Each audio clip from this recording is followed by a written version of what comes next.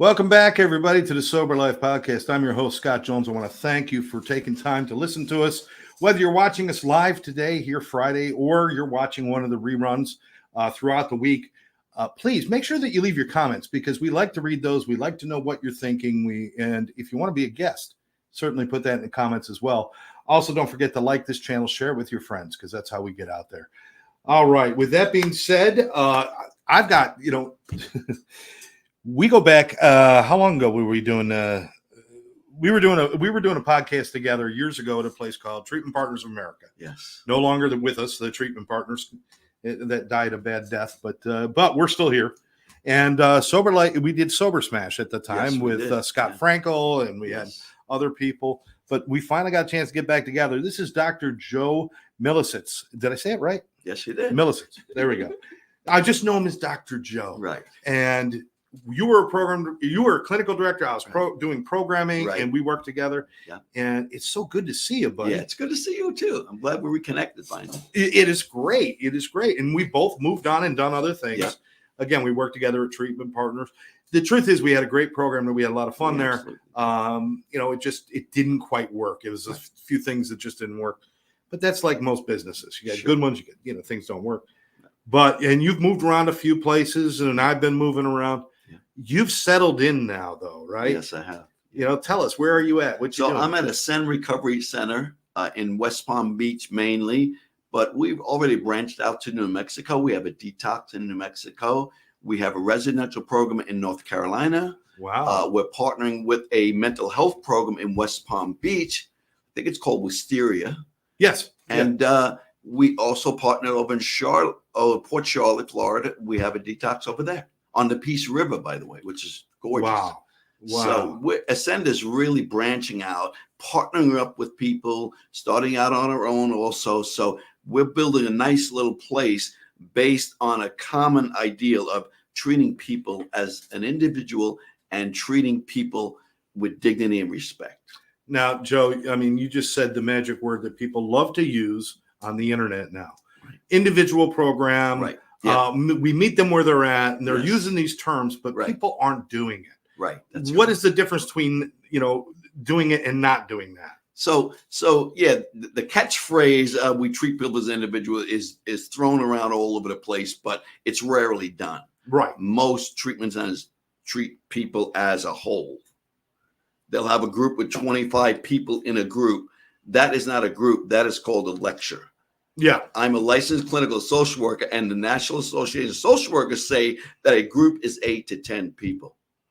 How they have a group with 25 people and are billing insurance, I hate to get political, but they're billing insurance for group therapy where you're sitting in a lecture and somebody's at the front of the room and there's 25, 30, 40 people in the group. So that right where kills the individual treatment, Right. So but what it really means truly to treat the person as an individual would be to meet with each person, get an extensive history, find out where they came from, find out how they grew up, find out what environmental, social, family, relational issues affected who they are, and start to dissect them. Maybe there's family work that needs to be done. Maybe they were bullied in school, and as a result became either a mental illness or an addiction came out of it. So we've got to find where that individual started losing their identity, losing their sense of self, and we've got to start from there and rebuild it slowly. We've got to move past, correct me if I'm wrong, but we've got to move past this idea of we created one great program and everybody comes through and they're all going to get it. Right. It doesn't work. That's why we have such an abysmal success. If doctors had the success rate that rehabs have, nobody would go to a doctor. That's true. I'd take a chance with just hitting myself with a rock. Yeah. Instead. That's true. Yes. So, and it really is all about, we say, okay, we built this beautiful program based on what? Yeah. One individual? Okay, so now maybe 1 out of 50 people is going to understand what you're doing. Right. Yes. So that's, but it's a big ask to do individual stuff. Where does that responsibility fall? Well, it falls on every employee of that program, starting with the owners, starting with the business development people, also known as marketers, starting with getting the name out socially, case managers, everybody within that treatment center has a role and a part. And hopefully they're all on the same page. Yeah. And that's what we try to do at Ascend, is have everybody in the team on the same page. Look, there's a built-in conflict of interest in treating addiction and mental health, and that is financial. But understanding you have to keep the lights on and the doors open. Right. But finding that balance. Right. Because many times if you got money and healing in the same room, money wins. Right.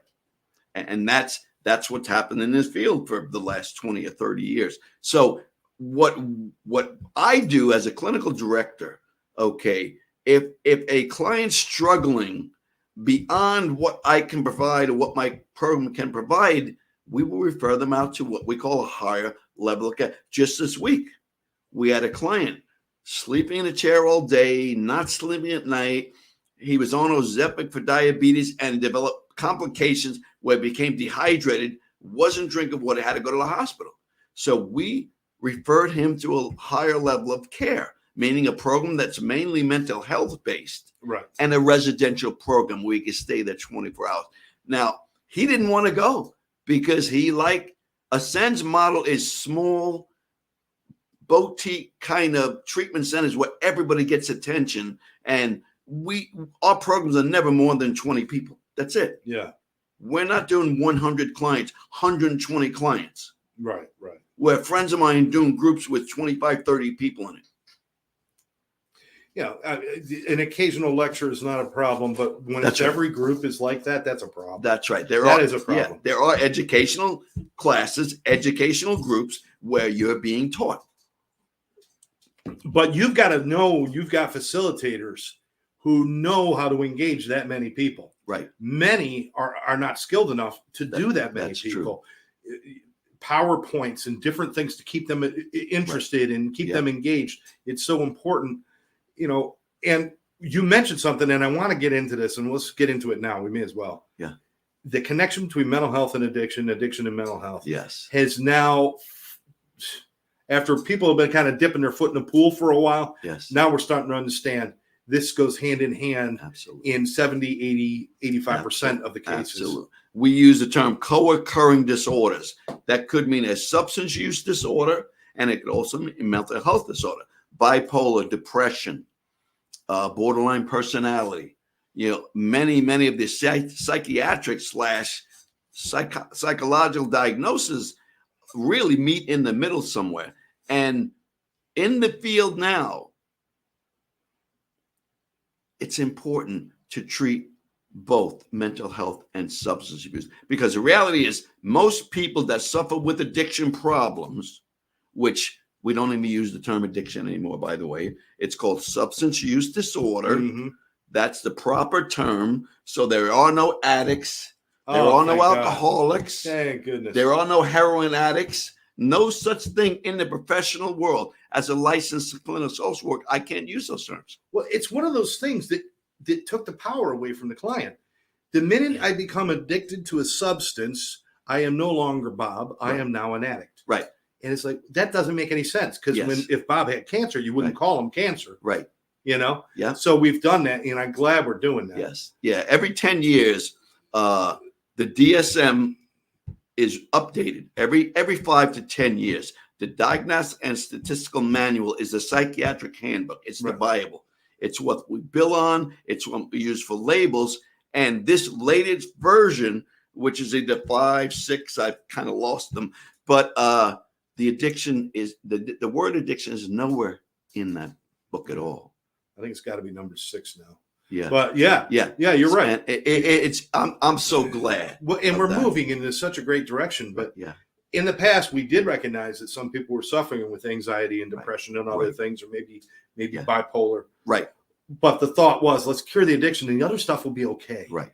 But that's not. It's like fixing. Right. If you got 2 broken feet, you fix them both. You don't fix just one. Exactly. And that's the approach. So therefore, therapists, counselors, group facilitators, I believe, our whole field of mental health / substance use disorder needs a lot of training, much more training. You get your master's degree, come out of school, that's great. You're qualified to get your license after 2 years. You're qualified to be a clinical director. But I'm sorry, what they teach you in school is the basics. Yeah. Yeah. You know how to do notes, you know how to do this and Right. that. Yes. But have you learned how to interact with somebody? Right. And have you learned how to take one person and another person and find the individual traits within each one? Absolutely. Those are almost like a chef's skill of you got to, you know, when you have enough salt, you know, when this and that, it becomes very interesting. So we got a couple of people watching right now. Let's see. Karen says, so awesome, Dr. Joe, Mr. Scott, again, exciting. There we go. Ian Tracy's with us. It says amazing. Ian, what's up, buddy? We are grateful to have Joe Milisitz as owner and clinical director here with us. That's good. That's great. That's good. They should be grateful, actually. I mean, Ian, I know you're a good guy, but they should be grateful. You're one of the class acts in this world. You've been doing this how long? Coming up in 40 years, probably now. 40? Yeah. Wow. 40. I got to ask, there's times we lose a lot. Yes. We lose the battle a lot. Yes, more than, and that should motivate us. We do. Yeah. We should never lose a battle. Yeah. Right. You know, I know at times it's like your head hits the pillows and you're just like, I'm tired of losing. Yeah. I don't want to do this. When you wake up in the morning, what is it that motivates you to go back and do it again? That I'm going to help people as much as I can. I do not focus on the failures of the clients. I do not focus on success. So one thing I learned long as a therapist, I'm a facilitator of your mental health, of your substance use disorder. So therefore, I really don't have much of a part in it. It's you. You're doing all the work. Now, can I direct traffic? Can I give you a book to read? Can I give you an audio tape to listen to, which I'm starting to do a lot, which are really helpful. People listening at night to podcasts, audio casts, to guided meditations, it's helping a lot with mental health and substance use disorder people. So I lost that being devastated when a client I really connect with leaves one night and they're putting a needle in their arm. It's sad. I grieve for them, but I'm too focused on the success and who wants to make it. But you're not numb to it because you know it does hurt. And you know, and it just says, okay, it means there's still work to be done. That's all. That's all. And anybody that if there's one person out there dying with a substance abuse disorder or suicidal ideations, if there's one person out there dying, it means we still got work to do. That's right. That's you right. know, yeah, absolutely. And where do you go? I mean, what do you do? You're the guy who's got to figure out, let's try something different or let's go do this. How do you go out there and figure these things out? Yeah. So first of all, a common thing I share with clients is that, look, I'm like Felix the cat for you older people out there. He just dated himself terribly. Oh my God. Yeah. So I was on right before the honeymooners, people. Right. So I say, I have a bag of tricks. If this doesn't work, we go to the next one. I'm not going to run out of tricks. Okay. We can try this and this and this. And if you're invested and you're willing to work, we'll find something that is successful for you. We just will. So I just don't give up, you know, and I keep learning new things and I keep listening to what's new out there, latest research, latest podcasts. A lot of physicians who are doing research have a lot of information. And I just saw a YouTube video about a month ago. This medical doctor talked about all the medications that can work to help with cravings, which is one of the main things you have to curb if the person is going to start living in recovery. Right. He said they even got a medication out for people who have a compulsive use disorder with marijuana. He said there's a medication out there that will help them with the psychological and to a much less extent the physical withdrawal. Now, medications in recovery. Yeah. You know, certainly, I mean, we have methadone. It's like, God, I wish we didn't. Right. Then we ended up with the Suboxone, Subutex, Sublocade, all these other ones. Yes. And they're all the design of these things were for titration, right? Help you get through a period. But you got people on these things for 5, 6, 7 years. That's correct. This is almost like what they did back in the 80s when everybody became diagnosed with ADD and they gave every kid in America Ritalin. Right, exactly. And so medicine does the shotgun approach. when Xanax came out in the 60s, drug company says, we've got a new drug. It's not addicting, and it'll treat people with alcoholism, and they won't have cravings to drink. Yeah, because they're high on Valium. Wow. Then they come out with Ambien. Ambien's not addicting. False. So they're going to come out with medications and say this is the greatest thing sliced bread. Well, all of them might have a use, but it has to be in proper dosage, proper client, so Yeah. I kind of watched that.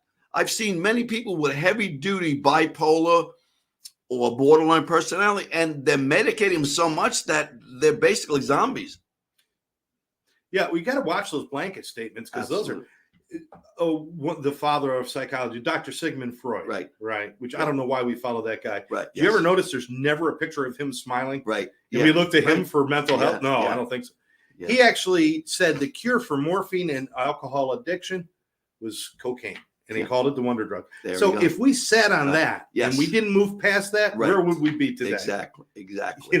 Everybody would be Scarface. I mean, that's just right. So as the non-medical person, I look at that very closely. I want to see if my clients are over-medicated or under-medicated, because So Dr. David Gross, who I'm not sure if he retired yet out of Delray, what an amazing psychiatrist. He was a diagnostician. Right. And he was able to see a client, talk to them, and prescribe meds that were just enough. He was just amazing. He's like an artist. He was amazing.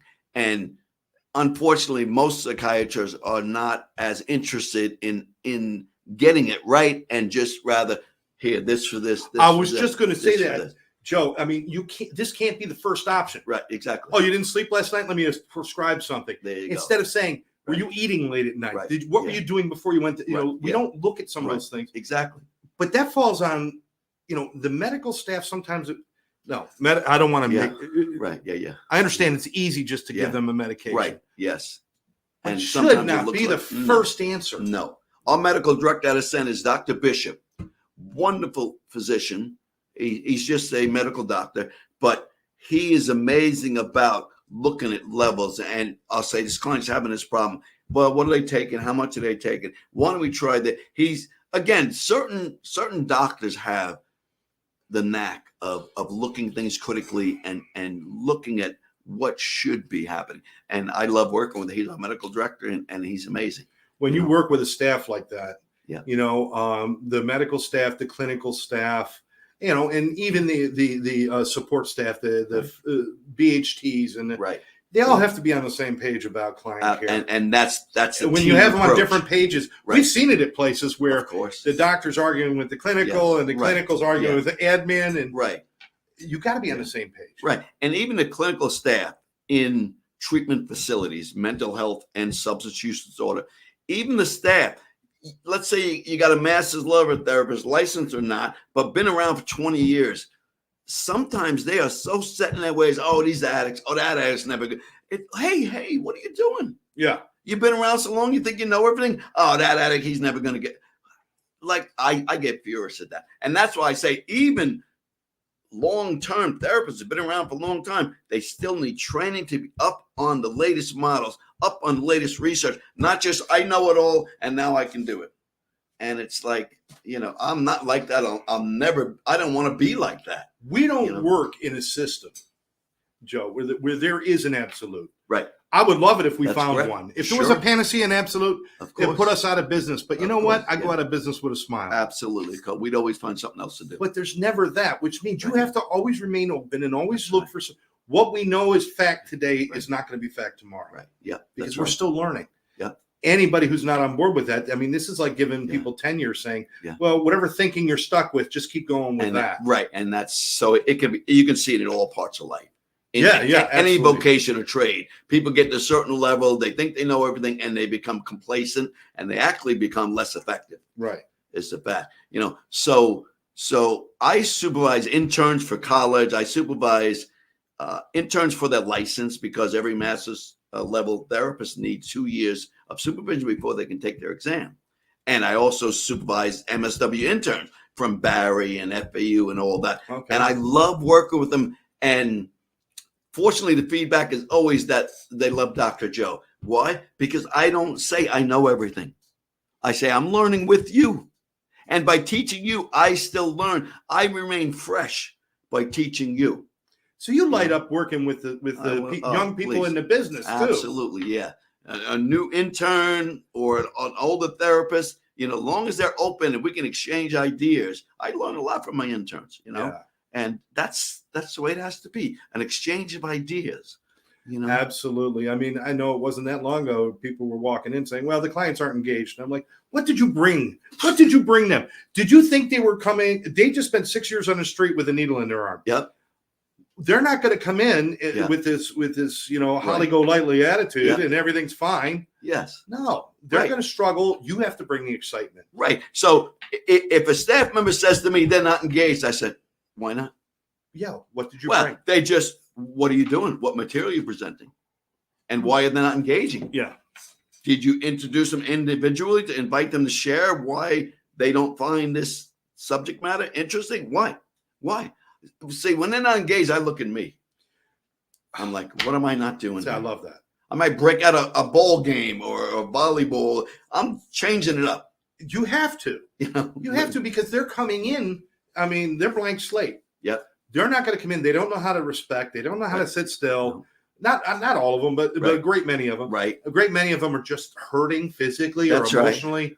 Right. They don't know boundaries. And he's certainly focusing for 6 groups throughout the day. Right. It's damn near impossible. So we've got to bring the excitement in. Yes. And that means you have to have a staff that loves what they do. That's exactly Is that what you have? That's exactly right. And if they're not going to fit in, and they'll weed themselves out. I don't have to fire them. They'll just know I don't feel like I belong here. And I would say to them, why not? Well, I said, well, you know what? Maybe you need to look at yourself. Maybe you look at why you're not fitting to this team, because we're all engaged. We're all excited. We all want to help everyone. And the worst one is the one we're going to help the most, the one that's not engaged, so it's always us. It's never the clients fail us. It's we fail the clients. Yeah. And it doesn't mean we always are going to be successful. No. But it also means that I'm trying my hardest. But the one I lost today because I could not reach them, I need to look at that. I need to examine it. I need to figure out, okay, what is something I could have tried or could have missed? That's exactly right. You don't beat yourself up too badly, but you need to question. That's exactly right. We need to learn, because tomorrow when the same kind of person comes to me, I'm going to want to know what to do. Yep. And not just to keep having the failure after failure. Absolutely. After failure. I've had interns in a master's program in Barry FAU do something in the group, whether I was observing or not, but the clients come out and say, wow, that was a great group. I said, what did you do? Well, I simply did this. Oh, I'm learning from you. Yeah. Yeah, you've got to learn the entirety of the human system. Absolutely. The human condition. Right. And because everyone is so freaking different. Yeah. You get a group of people, I guarantee those people were not using together, drinking together, doing all that. Right. These are all people from different walks of life. Absolutely. What are they? Yes. Yale to jail, whatever they say, right? Yeah. How do you talk to them? You've got to work at exactly. And the way you talk to one client wouldn't be the way you talk to another. Of course not. And that, so going back to my initial statement that we've got to analyze and take each person as a blank slate. I don't know you. I don't know about you. Where did you grow up? Where did you go to school? Were your parents together? What was your dad like? What was your relationship with your mom? I mean, this is all crucial information that we've got to gather before we even start developing a treatment plan. Absolutely. And this is all in-house. And I want to remind everybody, I'm going to put it up on the screen. Karen was reminding me, I need to let you know that, do you remember my niece, Deanna? Yes. Yeah. 7 years. I sure do. 7 years. She's doing fantastic. God bless her. She moved out. She's living in Texas. She just got her motorcycle. She got her car license. She's doing great. And that's what put a smile on my face. That was huge. I knew her. She was struggling. She was a pain in the ass. Come on. Let's be honest. She was a pain in the ass. But we reaching her was much different. She was very quiet. Yes. She was scared. She needed of every approach. Noise, everything. Absolutely. Yeah. And you got other guys out there just like, walking around, I'm going to kick your ass. And they're all like that. Yeah. How do you figured that out? Yeah. But I want to say this, that pay attention. Watch where you send your children. You know, people will research buying a new car more than they're going to research the rehab they're going to send their children to save their lives. Yes. They need to reach out to them and look at them. And what should they be looking for? Well, first of all, it's buyer beware, because there are things called phone rooms that a big treatment center will have a room with 30, 40, 50 people on the phones. And by the way, these people are like 2 months sober that they're grabbing. That's exactly right. They stress them out, and they ply them with money, and a lot of them relapse. Yeah. Just so you know. They'll put a whiteboard next to referrals gets $50, because their job, mom or dad, brother, sister, whoever, gets on the phone, and they are really just a victim of a scam, you know. And then, we got this and we got this, and let me get your insurance information, you know. And once they check that, they're going in and checking that while they're on the phone, and they're ready. I can get a flight. I'll get a flight for your son or daughter tomorrow. Just show up at the airport, and boom, we'll have them here, knowing nothing about where they're going. Have you talked to anybody there? Have you talked to any staff there? Yeah. Have you seen a virtual tour of it? What? Well, I've seen parents. So it's like they're not sure which place they got sent to. Yeah. Yeah. And these people that are doing these kind of phone room things, there are some that are legitimately trying to do a good job. There are some out there. There are some. That's true. They're smaller and they're much more focused, Absolutely, and they really require more time. And they're more like helplines. They're more of a helpline. Exactly. Yeah. Their rule is that you've got 90 seconds to get the insurance or hang up. That's what a lot of these phone lines do. Mm-hmm. So, but there are some good ones out there. But they'll lie. They'll say anything. Absolutely. You know, next thing you know, they're in, and the thing is, they say, well, listen. So what? I lied to them. At least they're at a place and they're going to get their lives. You know what? But you set them up for a guaranteed AMA. You set them up for a guaranteed chip on their shoulder. Yeah. You told them it's on the ocean, and it turns out it's in the middle of a desert somewhere. Right. Because a shot online was taken from a helicopter. Oh, yeah, 5 miles away. Oh, the ocean looks like it's right there. No, you're actually 6 miles in from the ocean. Yeah. You know? You got to lean out the 8th floor, look out the window, and down, and you can see water. Right. And by the way, the relapse rate for employees in phone rooms with little time sobriety is ridiculous. It is probably in the 80% range, maybe because 90. You're lying on the phone all day, and how do you go to a meeting at night? How do you feel good? You're newly sober. You don't know whether you're coming or going. Now you're lying all day, and you may have made $150 that day, but you can't feel good about It's important to build a life with some resonance of integrity. Absolutely. And certainly to build on yourself and not to fall into a place where somebody's telling you have to not be you. You've got to be this, and you got to lie, and you got. Yeah. So listen, all that being said, if you want to if you're looking for a place for yourself or somebody else, I want you to check out ascendrecoverycenter.com. Again, I'll say it again because I choked up. Ascendrecoverycenter.com. It's right there on the screen. If you go there, you can learn all about it. You can also give them a direct call at 833-623-2040. 833-623-2040. Give them a call, ask questions. And if you call and you can't get past the person who answers the phone, hang up and call somebody else. If you want to talk to somebody in clinical, talk to a medical or something, maybe you got to get a call back or something, but you should be allowed to have access. Do you talk to parents sometimes? Anytime they want to. And the reality is, if you're talking to an 800 number of a treatment center, you should feel comfortable throughout the conversation. Yeah. You should never feel pressured, or you should never feel like somebody's selling you something. We all know what that feels like. So the first thing look for is, am I comfortable with this person on the phone? Trust your gut, right? Absolutely. Yeah. Because how many business deals or how many things do you walk away from? Because I just didn't like that person. Right. If you like them, that's the first move. That's and then exactly right. Yeah. if you are looking at mental health issues, if you know there's mental health issues, make sure that they're staffed to deal with those mental health issues.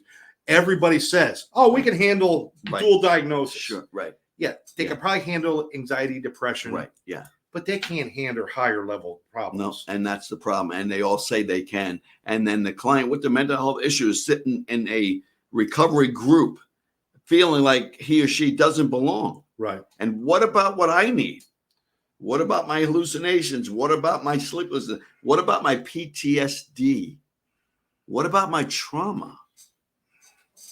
And now the idea is you don't cut them loose when there's an issue.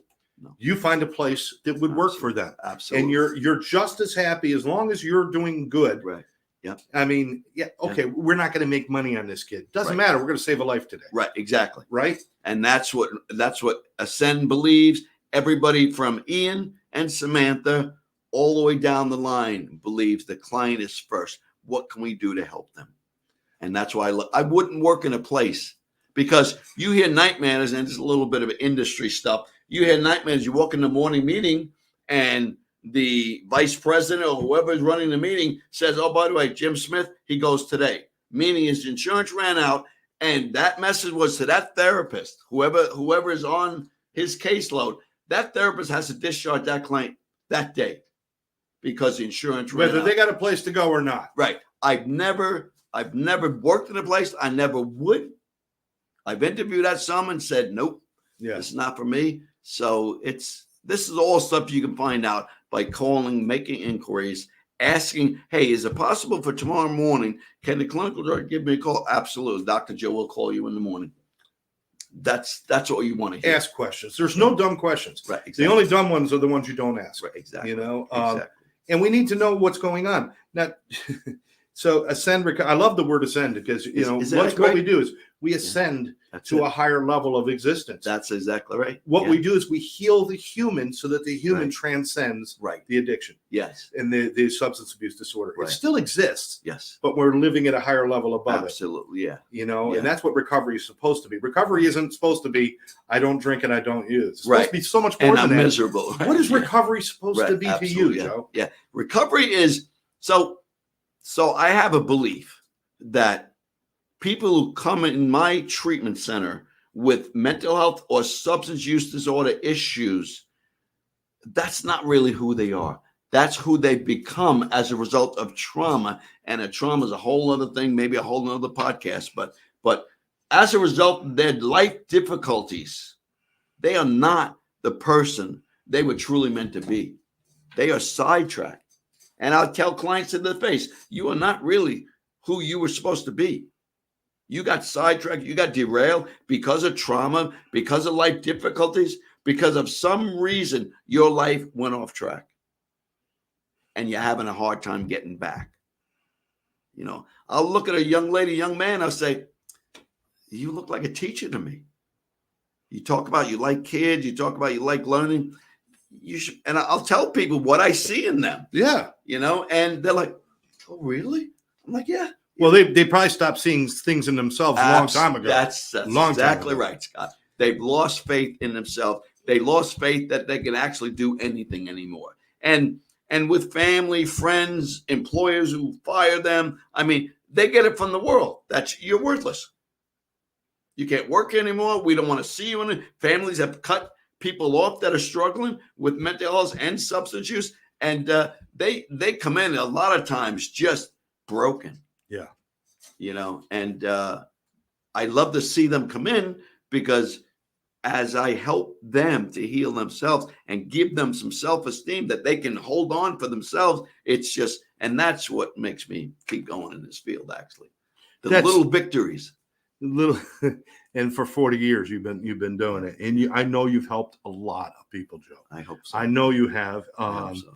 And it's always been great to work with you and to have you around and just your spirit speaks highly. I mean, it's never been, when we were at TPA, it was never like we were all going to work and toiling. Right. It was like, we get to do something. We get to be a part of a miracle today for somebody. Absolutely. It's like a blessing, right? Yeah, it is. It is. So 40 years, I want you to go back 40 years or, around 40, when you first started doing this. Yeah. What was the climate like in the world, out in the communities, as opposed to now? Are we heading in the right direction or we're not?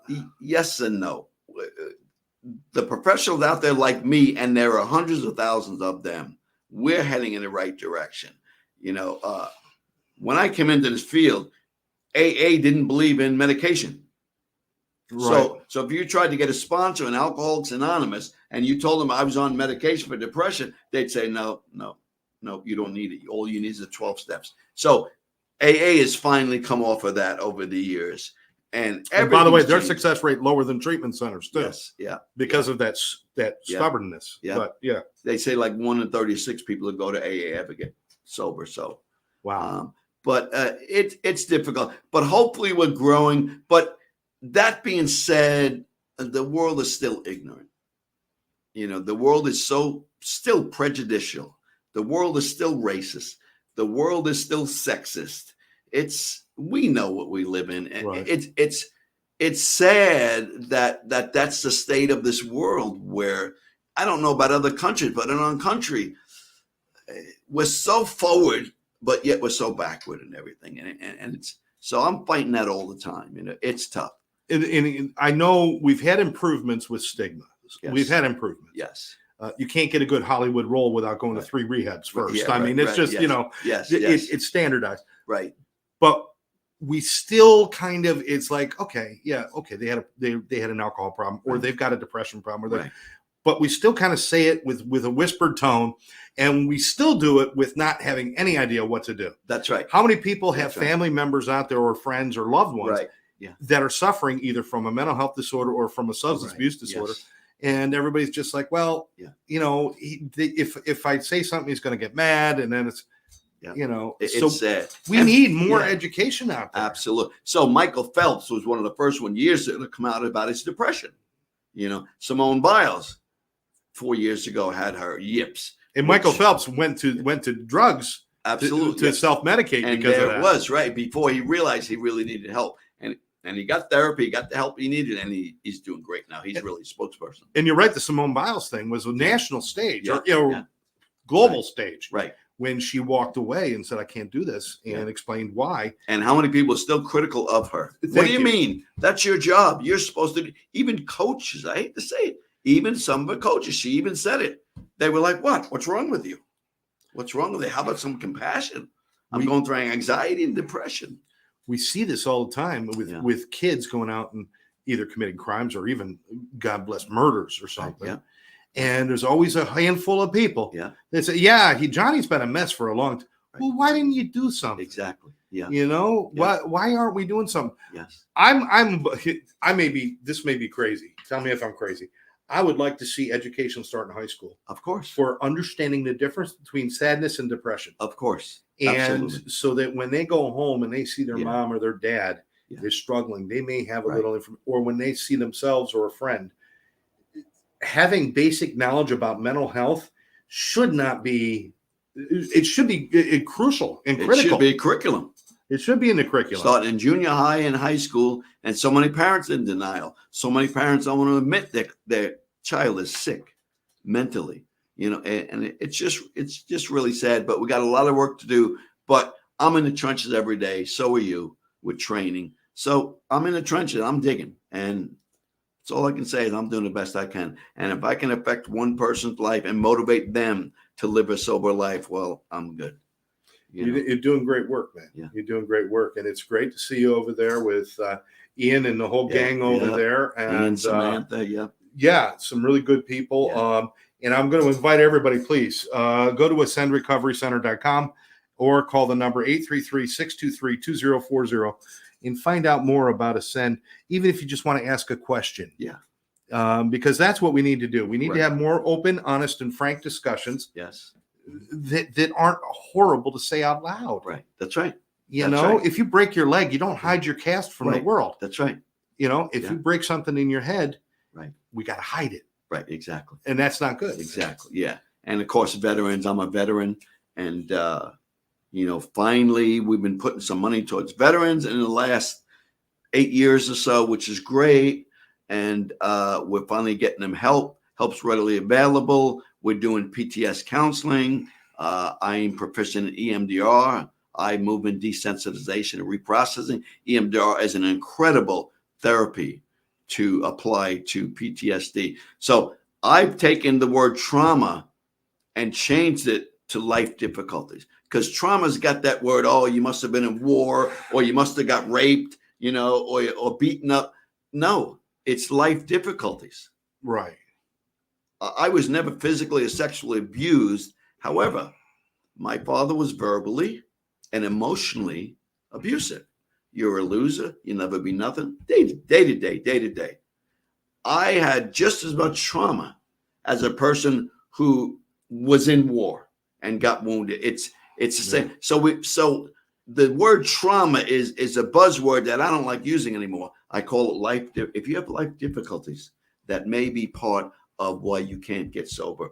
That may be part of why you can't get rid of your depression and deal with it. So let's talk about life difficulties, and it makes it much more palatable. I was just going to say that, if we go with NLP, you're taking a word that seems like it's more powerful than you and putting it into a context where you feel like you have power over it. Right. Trauma, I don't know, but difficulties, I can handle difficulties. We all have them. Right.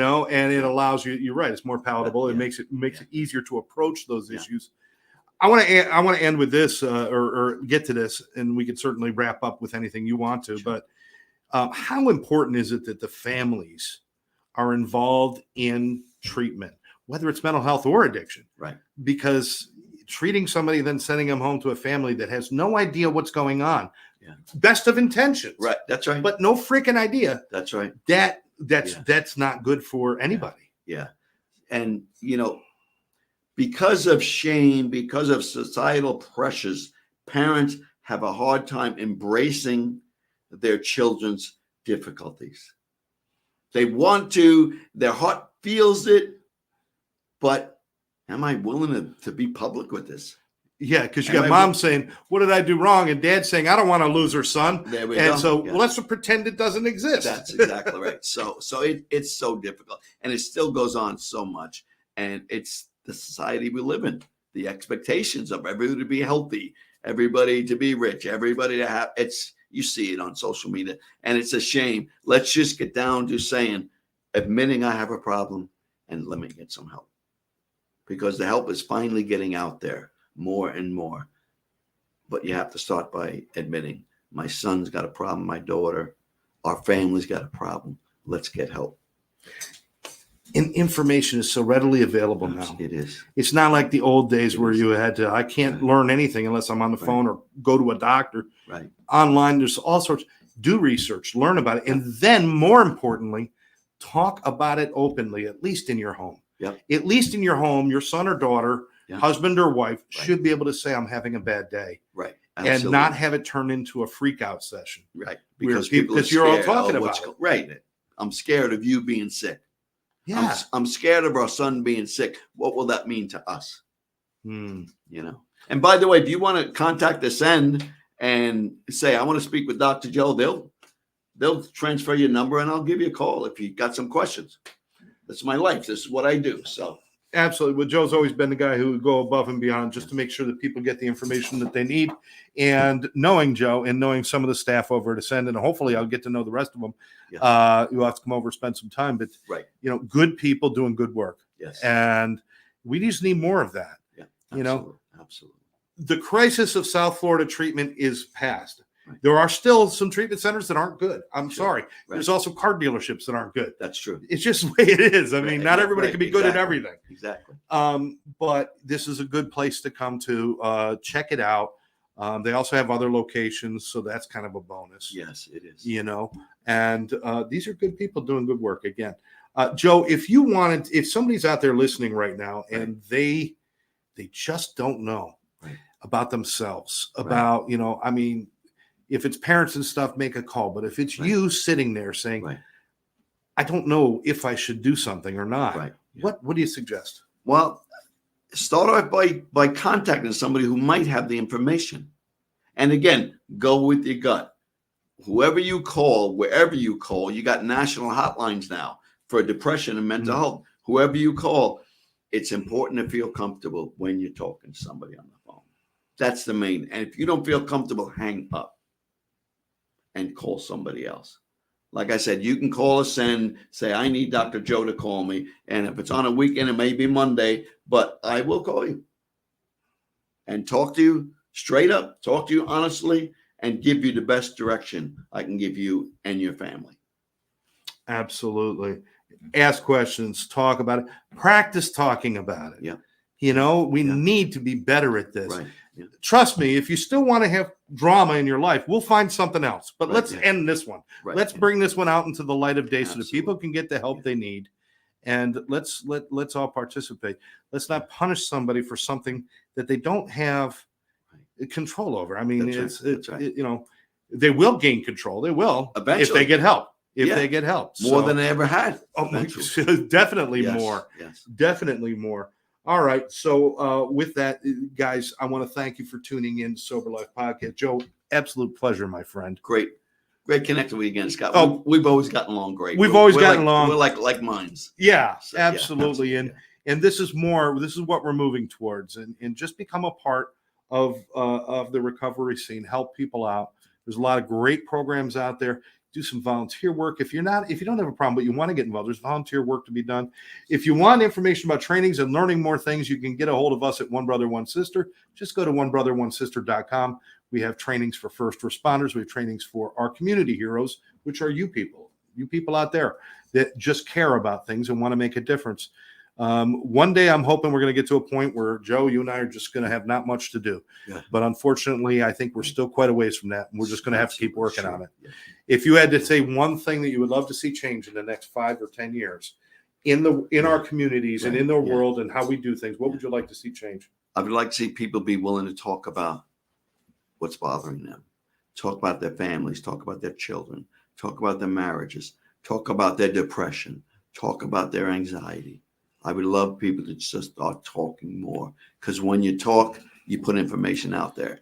When you talk, you give other people permission to feel the same thing you're feeling. So let's just talk more about it. And by talking, you release the dark spaces out into the light of day, and they no longer are haunting you in those dark spaces. Let it out. Talk to people. Judgment, people who are going to sit in judgment of you, they got their own work to do. Just take care of you. Make that phone call if you need help. Sober Life Podcast brought to you by Sober Life Studios, One Brother, One Sister. And of course, our friends, today's podcast, we're dedicating over to our friends over at Ascend Recovery Center. And of course, Dr. Joe, their clinical director, and all the great people there. So check them out. Make sure you leave your comments. Make sure you share this and subscribe to our channel so you know when we have other podcasts. For now, thanks for joining us. We'll catch you next time. Bye-bye. Bye-bye.